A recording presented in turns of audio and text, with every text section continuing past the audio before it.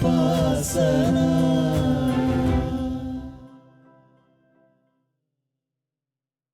യേശുവിൽ ഏറ്റവും സ്നേഹം നിറഞ്ഞ സഹോദരങ്ങളെ, ആരാണ് ഒരു വിശുദ്ധൻ? ആരാണ് ഒരു വിശുദ്ധ? ദൈവം അംഗീകരിക്കുന്ന ജീവിതമുള്ള ഒരു വ്യക്തിയാണ് ഒരു വിശുദ്ധൻ. ദൈവത്തിൻ്റെ ഹൃദയത്തിന് ഇണങ്ങിയ ഒരു ജീവിതം നയിക്കുന്നവളാണ് ഒരു വിശുദ്ധ. ദൈവത്തിൻ്റെ ഏറ്റവും മനോഹരമായ നാമം എന്താണ്? പേര് എന്താണ്? അവൻ പരിശുദ്ധനാണ്, പരിശുദ്ധനാണ്, പരിശുദ്ധനാണ് എന്നുള്ളതാണ്. ലേവ്യരുടെ പുസ്തകം 19-ാമത്തെ അധ്യായത്തിൻ്റെ ആദ്യ വചനമാണ് ദൈവം മനുഷ്യകുലത്തിന് നൽകുന്ന പ്രധാനപ്പെട്ട കൽപ്പനകളിൽ ഒന്ന്. വചനം ഇങ്ങനെയാണ്: ഞാൻ വിശുദ്ധനായിരിക്കുന്നത് പോലെ തന്നെ നിങ്ങൾ ഓരോരുത്തരും വിശുദ്ധരായിരിക്കണം. ദൈവം പരിശുദ്ധനായിരിക്കുന്നത് പോലെ തന്നെ വിളിക്കപ്പെട്ട സകലരും പരിശുദ്ധരായിരിക്കണം. You must be holy for I am holy.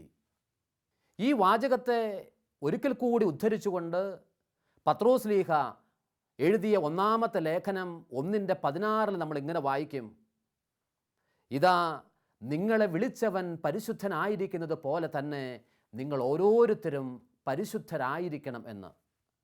സഹോദരങ്ങളെ, ഏറ്റവും എക്സ്പെൻസീവായ ഒരു പ്രൊഡക്റ്റ് ഒരു മാർക്കറ്റിലുണ്ടെന്ന് കരുതുക. ഇന്ന് ലോകത്തിൽ അവൈലബിൾ ആയിരിക്കുന്ന ഏറ്റവും എക്സ്പെൻസീവായ ഐറ്റം എന്താണ്? എനിക്ക് തോന്നുന്നു ഏറ്റവും എക്സ്പെൻസീവായ ഒന്ന് അത് വിശുദ്ധിയാണ്. വില കുറഞ്ഞതാണ് ബാക്കി ഉള്ള എല്ലാ സാധനങ്ങൾക്കും. വിശുദ്ധി വളരെ എക്സ്പെൻസീവാണ്, വളരെ ചലഞ്ചിങ്ങുമാണ്. ഈ വളരെ ചലഞ്ചിങ്ങായ വിശുദ്ധിയിലേക്ക് വളരാനാണ് ദൈവത്തിൻ്റെ മക്കളെ ദൈവം വിളിക്കുന്നത്. ഞാൻ വിശുദ്ധനായിരിക്കുന്നത് പോലെ തന്നെ നിങ്ങൾ ഓരോരുത്തരും വിശുദ്ധരായിരിക്കണം എന്നാണ് കർത്താവിൻ്റെ വചനം. എന്താണ് ഈ വിശുദ്ധിയുടെ പ്രത്യേകത? വിശുദ്ധിയിലേക്ക് വിളിക്കപ്പെട്ട വ്യക്തികൾക്ക് ഏറ്റവും ചുരുങ്ങിയത് 2 പ്രത്യേകതകളുണ്ട്. ഒന്നാമത്തെ പ്രത്യേകത, അവർക്ക് ഒരു പുതിയ ഐഡൻറ്റിറ്റി ലഭിക്കുന്നു എന്നുള്ളതാണ്. അവർക്ക് ഒരു പുതിയ ഐഡൻറ്റിറ്റി ലഭിക്കുന്നു. നിങ്ങൾക്കറിയാം, വിവാഹ ജീവിതത്തിലേക്ക് പ്രവേശിക്കുന്ന ഒരു വ്യക്തി, പൗരോഹിത്യ ജീവിതത്തിലേക്ക് പ്രവേശിക്കുന്ന വ്യക്തി, ഇവർക്കൊക്കെയും ഒരു പുതിയ ഐഡൻറ്റിറ്റി ലഭിക്കുന്നുണ്ട്. കാരണം അവർ ഇന്നലെ വരെ ആരുടെ ഭാഗമായിരുന്നോ അതുപോലെയല്ല നാളെ മുതൽ അവർ ജീവിക്കേണ്ടത്. അതുകൊണ്ട് അവർക്കൊരു പുതിയ ഐഡൻറ്റിറ്റി ലഭിക്കുന്നു. ഇതുപോലെ തന്നെ വിശ്വാസ ജീവിതത്തിലേക്ക് പ്രവേശിക്കുന്ന ഏതൊരു വ്യക്തിക്കും, യേശുവിനെ കണ്ടുമുട്ടുന്ന ഏതൊരു വ്യക്തിക്കും ഒരു പുതിയ ഐഡൻറ്റിറ്റി സ്വീകരിക്കേണ്ടതായിട്ടുണ്ട്. നിങ്ങൾക്കറിയാം, നമ്മളുടെ റെഗുലറായി ഉപയോഗിക്കുന്ന വസ്തുക്കളിൽ ചില വസ്തുക്കൾ നമ്മൾ പ്രത്യേകമായ ചില കാര്യങ്ങൾക്ക് വേണ്ടി മാറ്റിവെക്കാറുണ്ട്. ഉദാഹരണത്തിന്, വിശുദ്ധ ബലിയിൽ ഉപയോഗിക്കുന്ന തിരുവസ്ത്രം, വിശുദ്ധമായ വസ്ത്രങ്ങൾ, വൈദികർ അണിയുന്ന വസ്ത്രങ്ങൾ. ഈ വസ്ത്രം തീർച്ചയായും എക്സ്പെൻസീവായ ഒരു പ്രൊഡക്റ്റാണ്. പക്ഷേ ഇതിനേക്കാൾ എക്സ്പെൻസീവായ ചില സാധനങ്ങൾ നിങ്ങളുടെ വീടുകളിൽ ഉണ്ടായിരിക്കാം. ഇതിനേക്കാൾ വില കൂടിയ സാരി ഉണ്ടാകാം, ഇതിനേക്കാൾ വില കൂടിയ പാൻസും ഷർട്ടും ഉണ്ടാകാം, ചുരിദാർ ഉണ്ടാകാം, ഒരുപാട് സാധനങ്ങളുണ്ടാകാം. പക്ഷേ എക്സ്പെൻസീവ് ആണ് എന്നുള്ളത് കൊണ്ട് നമ്മൾ ഒരിക്കലും അവയെ ഇതാ വിശുദ്ധമായ വസ്ത്രമെന്നോ വിശുദ്ധമായ സാധനമെന്നോ നമ്മൾ പറയാറില്ല. കാരണം എന്താണ്? അത് നമ്മൾ റെഗുലറായി ഉപയോഗിക്കുന്നതാണ്. ഒന്ന് പോയാൽ നമുക്ക് അടുത്തത് കിട്ടും. നഷ്ടപ്പെടുത്തുക എന്നുള്ളതോ വാങ്ങുക എന്നുള്ളതോ അതിനൊന്നും പ്രത്യേകമായ മൂല്യമില്ല. എന്നാൽ ഇതാ വിശുദ്ധമായൊരു കാര്യത്തിന് വേണ്ടി മാറ്റിവെക്കപ്പെട്ട തിരുവസ്ത്രം, ഈ വസ്ത്രം വിശുദ്ധമായ കർമ്മങ്ങൾ പരികർമ്മം ചെയ്യുന്ന സമയത്താണ് നമ്മൾ ഉപയോഗിക്കുന്നത്. വളരെ വിൻ്റർ ക്ലൈമറ്റിൽ ജീവിക്കുന്നൊരു വ്യക്തി, വളരെ തണുപ്പുള്ള കാലാവസ്ഥയിൽ ജീവിക്കുന്നൊരു വ്യക്തി തീരുമാനിക്കുകയാണ്, അയ്യോ ഭയങ്കരമായ തണുപ്പാണല്ലോ, അതുകൊണ്ട് പോയി പള്ളിയിലെ തിരുവസ്ത്രം ധരിച്ചേക്കാം, അല്ലെങ്കിൽ ദേവാലയത്തിലെ വസ്ത്രങ്ങൾ വീട്ടിലുള്ളത് കൊണ്ട് അത് ധരിച്ചേക്കാം എന്നൊന്നും ആരും കരുതാറില്ല. കാരണം അത് പ്രത്യേകമായ കാര്യത്തിന് വേണ്ടി വേർതിരിക്കപ്പെട്ടതാണ്. സഹോദരങ്ങളെ, മാതാപിതാക്കളെ, ഞാനും നിങ്ങളും പ്രത്യേകമായി വേർതിരിക്കപ്പെട്ടവരാണ്. You are set apart for some special purpose. ഞാനും നിങ്ങളും പ്രത്യേകമായി വേർതിരിക്കപ്പെട്ടതുകൊണ്ടാണ് നമുക്കൊരു പ്രത്യേകമായ ഐഡൻറ്റിറ്റി ഉണ്ട് എന്ന് നമ്മൾ പറയുന്നത്. പ്രത്യേകമായ ഐഡൻറ്റിറ്റി ലഭിച്ച ഒരു വ്യക്തി തീർച്ചയായും ആ വിധത്തിലായിരിക്കണം അയാളുടെ ജീവിതത്തെ ക്രമപ്പെടുത്തേണ്ടത്. പലപ്പോഴും ആത്മീയമായ ജീവിതത്തിൽ തളർച്ച വരാനുള്ള കാരണം, തകർച്ചകൾ വരാനുള്ള കാരണം ആത്മീയമായതിനെയും ഭൗതികമായതിനെയും, ലൗകാകികമായതിനെയും ആത്മീയമായതിനെയും ചിലപ്പോൾ കൂട്ടിക്കലക്കി നമ്മൾ കൊണ്ടു നടക്കും. ഒരു തരം സാൻഡ്വിച്ച് കൾച്ചറാണ് നമ്മൾ കൊണ്ടു നടക്കുന്നത്. ഒട്ടേറെ കാര്യങ്ങളെ ഒരു ബ്രെഡിൻ്റെ അകത്താക്കുന്നത് പോലെ തന്നെ ഒട്ടേറെ കാര്യങ്ങളെ നമ്മുടെ ജീവിതത്തിൻ്റെ ഭാഗമാക്കി ചിലർ കൊണ്ടു നടക്കുന്നു. അതുകൊണ്ട് അവരുടെ ആത്മീയമായ ജീവിതത്തിലോ ഭൗതികമായ ജീവിതത്തിലോ വളർച്ചയുണ്ടാകുന്നില്ല. സഹോദരങ്ങളെ, ഏതാനും വർഷങ്ങൾക്ക് മുമ്പ് ഫ്രാൻസിസ് മാർപ്പാപ്പയുടെ അടുത്ത് ചെന്ന് ഒരു പറ്റം വൈദിക വിദ്യാർത്ഥികൾ സംവാദത്തിന് വേണ്ടി തയ്യാറായി. അവർ വലിയ ഒരു പിതാവിനെ കാണാനെന്നുള്ള ആഗ്രഹത്തോടു കൂടി ഫ്രാൻസിസ് മാർപ്പാപ്പയുടെ അടുത്തേക്ക് ചെല്ലുകയാണ്. ഫ്രാൻസിസ് മാർപ്പാപ്പ വിശേഷങ്ങളെല്ലാം തിരക്കി. ഫ്രാൻസിസ് മാർപ്പാപ്പ ഉപദേശം കൊടുത്തു. ഇതിനുശേഷം ഫ്രാൻസിസ് മാർപ്പാപ്പ ചോദിച്ചു, നിങ്ങൾക്ക് എന്തെങ്കിലും ചോദ്യങ്ങൾ ചോദിക്കാനുണ്ടോ? അപ്പോൾ ഒരു ക്രേസിയായ ഒരു സെമിനാരിയൻ എഴുന്നേറ്റ് നിന്നുകൊണ്ട് ചോദിച്ചു, പിതാവിനെക്കുറിച്ച് ഒരുപാട് നല്ല കാര്യങ്ങളാണ് സഭയിലുടനീളം പറയുന്നതും സഭയ്ക്ക് പുറത്തും പറയുന്നതും. എനിക്കൊരു കാര്യം ചോദിക്കാനുണ്ട്. വരുന്ന 10 വർഷം വളരെ വിശ്വസ്തമായി വിശുദ്ധിയോടുകൂടി ഏറ്റവും ഹോളിയായി ഞാൻ സഭയിൽ ജീവിച്ചു കൊള്ളാം. ഇതിന് ശേഷം ഞാൻ ലോകത്തിൽ പോയി ഒന്ന് തകർത്ത് എല്ലാ ഉന്മാദത്തിലും ഒരു ആഘോഷത്തിലും ഒന്ന് കഴിയണമെന്ന് എനിക്ക് ആഗ്രഹമുണ്ട്. പിതാവിന് എന്തു തോന്നുന്നു? സഹോദരങ്ങളെ, പിതാവ് പറഞ്ഞ മറുപടി ഇതായിരുന്നു, Christian faith is not a part time business. നമ്മളുടെ വിശ്വാസ ജീവിതം ഒരു പാർട്ട് ടൈം ബിസിനസ് അല്ല. മാതാപിതാക്കളെ, സഹോദരങ്ങളെ, ഒരു വൈദികൻ, ജീവിതം അർപ്പിക്കേണ്ട ഒരു വൈദികൻ, മണവാട്ടിയായ സഭയെ ചേർത്ത് പിടിച്ച് തങ്ങളുടെ ജീവിതം, വിശ്വസ്തമായ ജീവിതം പുലർത്തേണ്ട ഒരു വൈദികൻ, ഒരു മണവാട്ടിയായ സഭയ്ക്ക് പകരം ഒട്ടേറെ മണവാട്ടിമാരെ ചേർത്ത് പിടിക്കുന്നുണ്ടെങ്കിൽ ആ പ്രീസ്റ്റിനെ സംബന്ധിച്ചിടത്തോളം his priestly life becomes a part time business. ആ വൈദികന് വിശ്വാസ ജീവിതം ഒരു പാർട്ട് ടൈം ബിസിനസ്സായി അധപതിക്കുന്നു. ഒരു സിസ്റ്റർ ഇതാ നിത്യമണവാളനായ യേശുവിനെ ഇടനെഞ്ചിൽ ചേർത്ത് പിടിച്ച് ജീവിക്കേണ്ടതിന് പകരം ഒരുപാട് മണവാളന്മാരെയും ഒരുപാട് അവിശ്വസ്തമായ കൂട്ടുകെട്ടുകളും ചേർത്ത് പിടിച്ച് വെക്കുന്നുണ്ടെങ്കിൽ ആ റിലീജിയസ് സിസ്റ്ററിനെ സംബന്ധിച്ചിടത്തോളം Christian faith becomes a part time business. യേശു ക്രിസ്തുവിനെ ചേർത്ത് പിടിച്ച് ജീവിക്കേണ്ട ഒരു വിശ്വാസി ഒരുപാട് അവിശ്വാസങ്ങളെയും വിശ്വാസങ്ങളെയും ചേർത്ത് പിടിച്ച് ജീവിക്കുന്നുണ്ടെങ്കിൽ ആ വിശ്വാസിക്കും Christian faith becomes a part time business. 50% ഒരു കാര്യത്തിനും 50% മറ്റൊരു കാര്യത്തിനും എന്നു പറയുന്ന ഒരു വിശ്വാസ ജീവിതം സഹോദരങ്ങളെ നമുക്കില്ല. യേശു അത്തരം ഒരു വിശ്വാസ ജീവിതത്തെക്കുറിച്ച് പറഞ്ഞിട്ടില്ല. നമ്മൾ മാമുദീസായുടെ സമയത്ത് തലയിൽ കുഞ്ഞിൻ്റെ വെള്ളം ഒഴിച്ച് വേർതിരിക്കാൻ വേണ്ടി കുഞ്ഞിനെ പ്രത്യേകമായി റൂഷ്മ ചെയ്യുന്നുണ്ട്, ആശീർവദിക്കുന്നുണ്ട്. കുഞ്ഞെ, നീ ഇനി മുതൽ ലോകത്തിൻ്റേതല്ല, നിനക്കൊരു പുതിയ ഐഡൻറ്റിറ്റി ഞാൻ തരികയാണെന്ന് പറഞ്ഞുകൊണ്ട്. ഇതുപോലെ തന്നെ പൗരോഹിത്യ സ്വീകരണത്തിൻ്റെ സമയത്ത് തലമുടി 2-3 തലമുടി എടുത്തുകൊണ്ട് പിതാക്കന്മാർ ഇതാ വൈദിക അർത്ഥിയുടെ മുടി മുറിച്ച് ആ മനുഷ്യനെ മറ്റൊരു കാര്യത്തിന് വേണ്ടി കോൺസെൻട്രേറ്റ് ചെയ്യുന്നുണ്ട്. സ്പെഷ്യലായി മാറ്റി നിർത്തപ്പെട്ട വ്യക്തികൾ, യേശുവിന് വേണ്ടി മാറ്റി നിർത്തപ്പെട്ട വ്യക്തികൾ മറ്റൊരുപാട് കാര്യങ്ങളെ കൂട്ടിക്കുഴയ്ക്കുന്നത് കൊണ്ടാണ് വിശുദ്ധമായൊരു ജീവിതം നമുക്ക് നയിക്കാൻ കഴിയാത്തത്. സഹോദരങ്ങളെ, നിങ്ങളൊരു വൈദികനായിരിക്കാം, ഒരു സിസ്റ്ററായിരിക്കാം, ഒരു വിശ്വാസിയായിരിക്കാം. നമ്മൾ ഓർക്കണം, നമ്മുടെ വിശ്വാസ ജീവിതത്തിൽ ഈ യാത്രക്കിടയിൽ ഏറ്റവും നിഗൂഢമായി സ്വകാര്യമായ ജീവിതത്തിൽ ചെയ്യുന്ന ഒരു ചെറിയ പാപത്തിന് പോലും സഭാഗാത്രത്തിൻ്റെ സന്തുലിതാവസ്ഥയെ തകർത്ത് കളയാനുള്ള ശക്തിയുണ്ട്. ഒരു വിശ്വാസി അവരുടെ ഏറ്റവും നിഗൂഢമായ ജീവിതത്തിൽ, അവരുടെ ഏറ്റവും പേഴ്സണലായ മുറിയിൽ, ഏറ്റവും സ്വകാര്യമായ ജീവിതത്തിൽ ചെയ്തു കൂട്ടുന്ന ഒരു സ്വകാര്യമായ തെറ്റിന് പോലും വിശാലമായ സഭാഗാത്രത്തിൻ്റെ സന്തുലിതാവസ്ഥയെ തകർത്ത് കളയാനുള്ള ശേഷിയുണ്ട്. നമ്മൾ ഓർക്കണം, ഞാൻ വിശ്വസ്തനായില്ലെങ്കിൽ തകർക്കപ്പെടുന്നത് സഭാഗാത്രമാണ്. കാരണം വിശുദ്ധിയോടുകൂടി ജീവിച്ച ഒട്ടേറെ പേരുടെ പിന്തുടർച്ചക്കാരായിട്ടാണ് സഭയിൽ ഞാനും നിങ്ങളും ജീവിക്കാൻ വിളിക്കപ്പെട്ടിരിക്കുന്നത്. നിങ്ങൾ അനുദിന ജീവിതത്തിലേക്ക് വരിക. വിവാഹം കഴിച്ച് 2 പേർ ഒന്നായ ഒരു കുടുംബം. ഒരു ദിവസം ഒരു ഭാര്യ ചെന്ന് ഭർത്താവിനോട് പറയുകയാണെന്ന് കരുതുക, ചേട്ടാ, ഞാൻ ചേട്ടനെ സമ്പൂർണ്ണമായിട്ട് സ്നേഹിക്കുന്നു.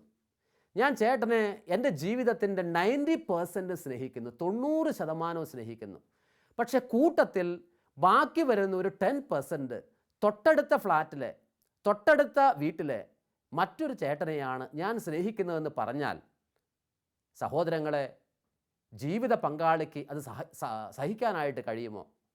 ഇതുപോലെ തന്നെ ഈ ചേട്ടൻ വന്ന് ഈ ചേട്ടത്തിയോട് പറയുകയാണെന്ന് കരുതുക, ഈ സഹോദരിയോട് പറയുകയാണെന്ന് കരുതുക, എടി നിന്നെ ഞാൻ എൻ്റെ ജീവിതത്തിൻ്റെ 99% സ്നേഹിക്കുന്നു. പക്ഷെ 1%, ജസ്റ്റ് 1% തൊട്ടടുത്ത ഫ്ലാറ്റിലെ, അല്ലെങ്കിൽ തൊട്ടടുത്ത മുറിയിലെ, അല്ലെങ്കിൽ ഞാൻ കാണുന്ന കോളേജ് ക്യാമ്പസിലെ മറ്റൊരു പെൺകുട്ടിയെ സ്നേഹിക്കുന്നു എന്ന് കേട്ടാൽ ഈ പെൺകുട്ടിക്ക് സന്തോഷകരമായി ജീവിക്കാനായിട്ട് കഴിയുമോ? ഇതുപോലെ തന്നെയാണ് സഹോദരങ്ങളെ, 100% എൻ്റെ യേശുവിന് ഞാൻ കൊടുക്കാൻ കഴിയുന്നില്ലെങ്കിൽ എൻ്റെ വിശ്വാസ ജീവിതത്തിൽ ഒരുപാട് കാര്യങ്ങളെ കൂട്ടിക്കുഴയ്ക്കുന്ന ഒരു വ്യക്തിയായി ഞാൻ മാറും. നമ്മൾ ഓർക്കണം, കോംപ്രമൈസ് എന്ന് പറയുന്നൊരു വാക്ക് യേശുവിൻ്റെ ഡിക്ഷണറിയിലില്ല.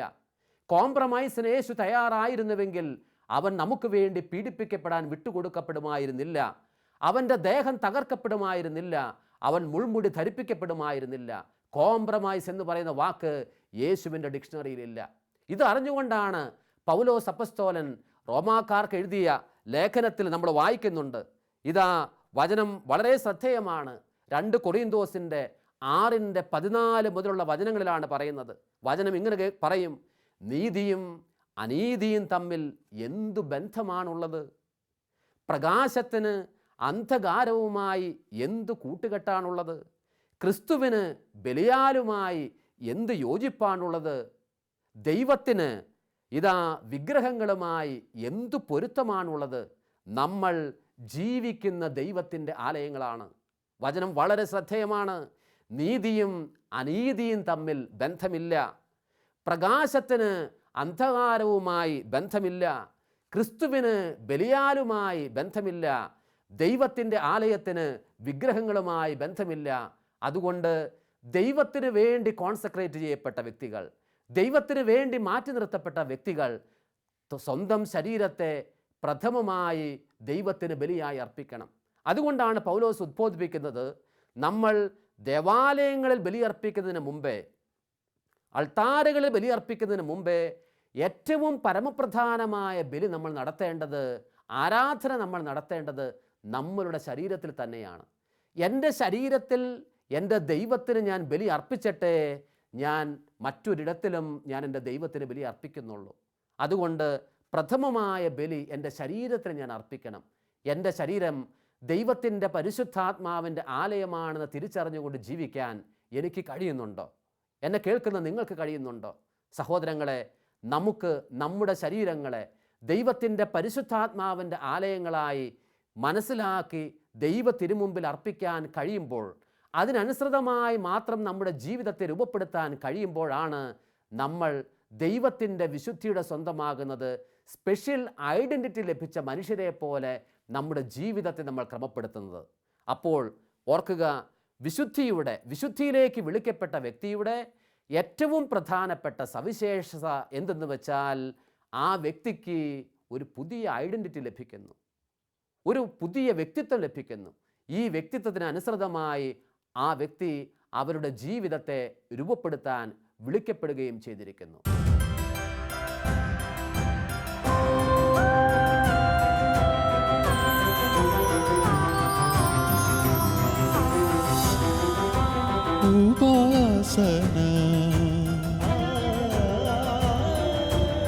ഉപാസന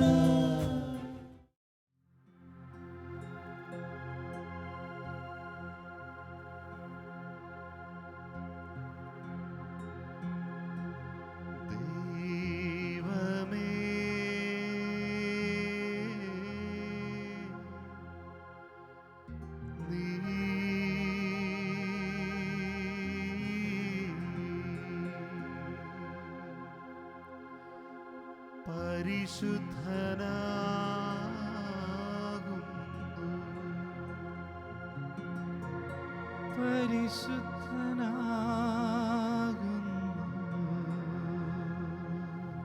ബലവാനേ,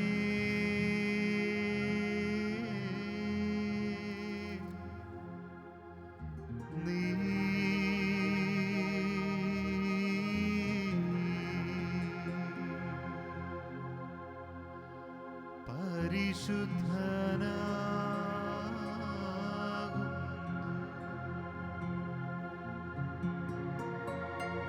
പരിശുദ്ധനാകുന്നു. മരണമില്ലാത്തവനേ,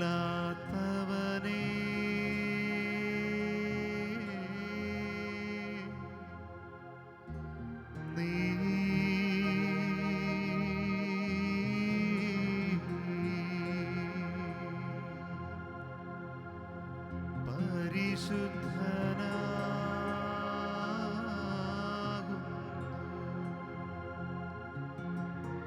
പരിശുദ്ധനാകുന്നു.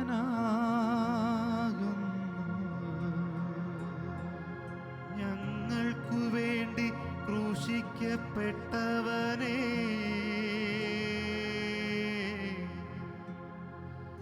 ഞങ്ങളെ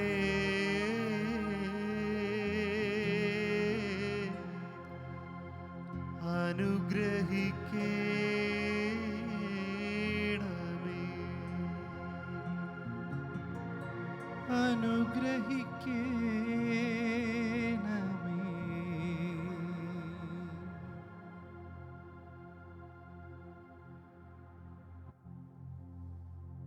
ദിവ്യകാരുണ്യ യേശുവിൻ്റെ പരിശുദ്ധിക്ക് മുമ്പിൽ നമുക്ക് നമ്മളെ തന്നെ സമ്പൂർണമായി അർപ്പിക്കാം. ദൈവത്തിൻ്റെ വചനം നമുക്ക് ഓർക്കാം. വിശുദ്ധി കൂടാതെ ആർക്കും ദൈവത്തെ പ്രസാദിപ്പിക്കുക സാധ്യമല്ല. വിശുദ്ധി കൂടാതെ ഒരാൾക്കും ദൈവത്തെ പ്രീതിപ്പെടുത്തുക സാധ്യമല്ല. ഞാൻ എന്തുമാത്രം പ്രാർത്ഥിച്ചാലും, ഞാൻ എന്തുമാത്രം കൈയഴിഞ്ഞ് സഹായിച്ചാലും, ഞാൻ ഒരുപാട് സുഹൃത്തുക്കളുമായി സകലതും പങ്കിട്ടാലും, ഒരുപാട് കഴിവുകളുള്ള വ്യക്തിയാണ് ഞാനെങ്കിലും, ഒരുപാട് വേദികൾ ഞാൻ പങ്കിട്ടാലും, സമൂഹ മധ്യത്തിൽ ഞാൻ ഒരുപാട് സ്വീകാര്യനാണെങ്കിലും, ദൈവം അവിടുത്തെ സ്നേഹത്താൽ അവൻ്റെ കണ്ണുകളിൽ പ്രീതീകരിക്കപ്പെട്ട ഒരു ജീവിതം നമുക്കുണ്ടോ? സ്വീകാര്യമായൊരു ജീവിതം നമുക്കുണ്ടോ? ദൈവം അംഗീകരിക്കുന്ന ഒരു സ്വകാര്യ ജീവിതത്തിൻ്റെ പരിശുദ്ധി നിനക്കുണ്ടോ? ദൈവത്തിൻ്റെ പരിശുദ്ധമായ കാരുണ്യം ഇന്ന് നമ്മോട് ഓരോരുത്തരോടും ചോദിക്കുന്നുണ്ട്. മറ്റാരാലും ഇതാ ചോദ്യം ചെയ്യപ്പെടാത്ത സ്വകാര്യ ജീവിതത്തിൻ്റെ പരിശുദ്ധി നിനക്കുണ്ടോ? കർത്താവേ, ഞങ്ങൾ അറിയുന്നു വിശുദ്ധി കൂടാതെ അങ്ങയെ പ്രീതിപ്പെടുത്തുക സാധ്യമല്ല. Holiness is the capital of a Christian. വിശുദ്ധിയാണ് ഒരു വിശ്വാസിയുടെ മൂലധനം എന്ന് പറയുന്നത്. കർത്താവേ, ഇതാ ഇന്ന് ഞങ്ങളെല്ലാവരും അങ്ങയുടെ മുമ്പിൽ ഞങ്ങളെ തന്നെ അടിയറ വെച്ചുകൊണ്ട് കടന്നു വന്നിരിക്കുന്നു. ഞങ്ങളുടെ കുടുംബത്തിൽ അശുദ്ധമായ ജീവിതം നയിക്കുന്ന വ്യക്തികളുണ്ട്. ഞങ്ങളുടെ മക്കൾ, ഞങ്ങളുടെ സഹോദരങ്ങൾ, ഞങ്ങളുമായി ബന്ധപ്പെടുന്നവർ, ദൈവ ശുശ്രൂഷയിൽ നിന്നും മറുതലിച്ച് കഴിയുന്ന വ്യക്തികൾ ഞങ്ങൾക്കുണ്ട്. കർത്താവേ, ഒരുപാട് അശുദ്ധിയോട് കൂട്ടുകെട്ടുമായി നടന്നു നീങ്ങുന്ന വ്യക്തികളുണ്ട്. അവരെ എല്ലാവരെയും ഞങ്ങൾ അങ്ങയുടെ മുമ്പിൽ അടിയറ വയ്ക്കുന്നു. ഓ ദിവ്യകാരുണ്യ യേശുവേ, അങ്ങയുടെ വിശുദ്ധി കൊണ്ട് ഞങ്ങളെല്ലാവരെയും നിറയ്ക്കണമേ എന്ന് നമുക്ക് പ്രാർത്ഥിക്കാം. ദൈവത്തിൻ്റെ പരിശുദ്ധി കൊണ്ട് നമ്മുടെ ഹൃദയം നിറയട്ടെ. കർത്താവിൻ്റെ പരിശുദ്ധി കൊണ്ട് നമ്മുടെ ജീവിതം സമ്പന്നമാകട്ടെ. നമ്മൾ ഓരോരുത്തരും നമ്മുടെ മുഖം കാക്കാൻ ശ്രമിക്കുമ്പോൾ കർത്താവിൻ്റെ മുഖം വിരൂപമാകുന്നത് കാണുക. ഇരു കരങ്ങൾ കൊണ്ട് മനുഷ്യൻ ചെയ്യുന്ന പാപത്തിൻ്റെ മ്ലേച്ഛകരമായ ഫലത്തെ മാറ്റാൻ ശ്രമിച്ചപ്പോൾ അവൻ്റെ ഇരു കൈകളിലും ആണികൾ തറയ്ക്കപ്പെട്ടു. അശുദ്ധമായത് വിഭാവന ചെയ്ത് അവനവൻ്റെ ശിരസിനെയും ഹൃദയത്തെയും അശുദ്ധമാക്കിയപ്പോൾ അവൻ്റെ ശിരസിലും അവൻ്റെ വിലാപ്പുറത്തും മുറിവുകൾ ശേഷിച്ചു. ഓ കർത്താവേ, ഞങ്ങൾക്ക് വേണ്ടി വിരൂപമാക്കപ്പെട്ട വിശുദ്ധിയുടെ വിശുദ്ധമായ കർത്താവേ, അശുദ്ധമായ ഞങ്ങളുടെ അധരങ്ങളെ കഴുകണമേ, നിന്റെ പരിശുദ്ധിയോട് ഞങ്ങളെ അടുപ്പിക്കണമേ എന്ന് നമുക്ക് പ്രാർത്ഥിക്കാം.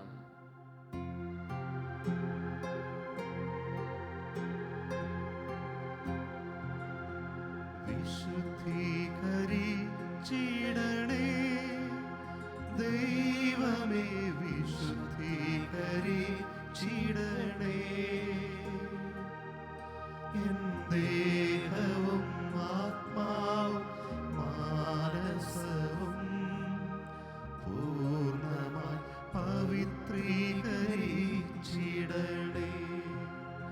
വിശുദ്ധീകരിച്ചിടണേ ദൈവമേ, വിശുദ്ധീകരിച്ചിടണേ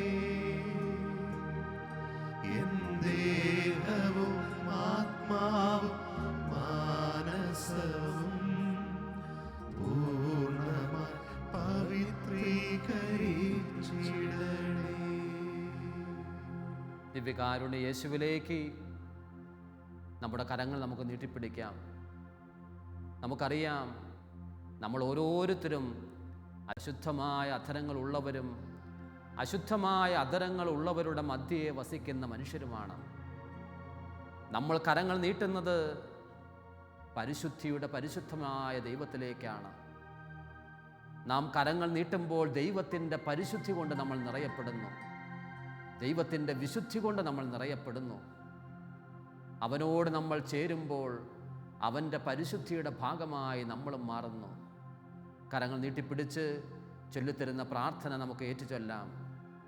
പരിശുദ്ധനായ ദൈവമേ, പരിശുദ്ധനായ ദൈവമേ, നിന്റെ പരിശുദ്ധി കൊണ്ട് എൻ്റെ ഹൃദയത്തെ നിറയ്ക്കണമേ. വിശുദ്ധിയുള്ള ദൈവമേ, നിന്റെ വിശുദ്ധി കൊണ്ട് എന്നെ കഴുകണമേ. കർത്താവായ യേശുവേ, അശുദ്ധമായതെല്ലാം എന്നിൽ നിന്നും എടുത്തു മാറ്റണമേ. ഞങ്ങളെയും ഞങ്ങളുടെ കുടുംബാംഗങ്ങളെയും എല്ലാ രോഗികളെയും വിശുദ്ധീകരിക്കണമേ. അശുദ്ധമായ സകലതും ഞങ്ങളിൽ നിന്നും ഞങ്ങളുടെ കുടുംബങ്ങളിൽ നിന്നും ഞങ്ങളുടെ ബന്ധങ്ങളിൽ നിന്നും എടുത്തു മാറ്റപ്പെടട്ടെ. ഓ കർത്താവേ, ഞങ്ങൾക്ക് വേണ്ടി തകർക്കപ്പെട്ട യേശുവേ, ഞങ്ങൾക്ക് വേണ്ടി മുറിക്കപ്പെട്ട യേശുവേ, ഞങ്ങൾക്ക് വേണ്ടി മുൾമുടി ധരിപ്പിക്കപ്പെട്ട യേശുവേ, ഞങ്ങൾക്ക് വേണ്ടി പാടുപീഠകൾ സഹിച്ച യേശുവേ, ഞങ്ങൾക്ക് വേണ്ടി വിരൂപമായി മാറിയ യേശുവേ, ഞങ്ങളെ വിശുദ്ധീകരിക്കണമേ. ഞങ്ങളെ വിശുദ്ധീകരിക്കണമേ. നിന്റെ വിശുദ്ധിയാൽ ഞങ്ങളെല്ലാവരെയും നിറയ്ക്കണമേ.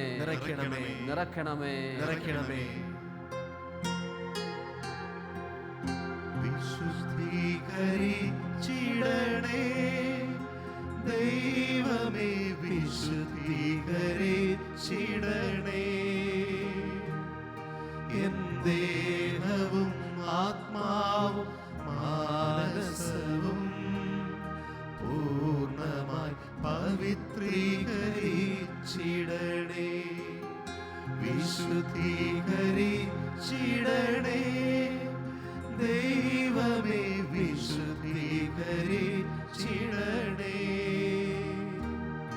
എൻ ദേഹവും ആത്മാവും മാനസവും പൂർണ്ണമായി പവിത്രീകരിച്ചിടണേ.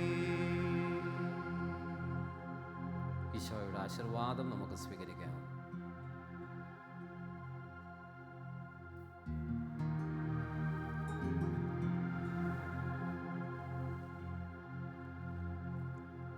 Sanctify me, oh God, cleanse my body,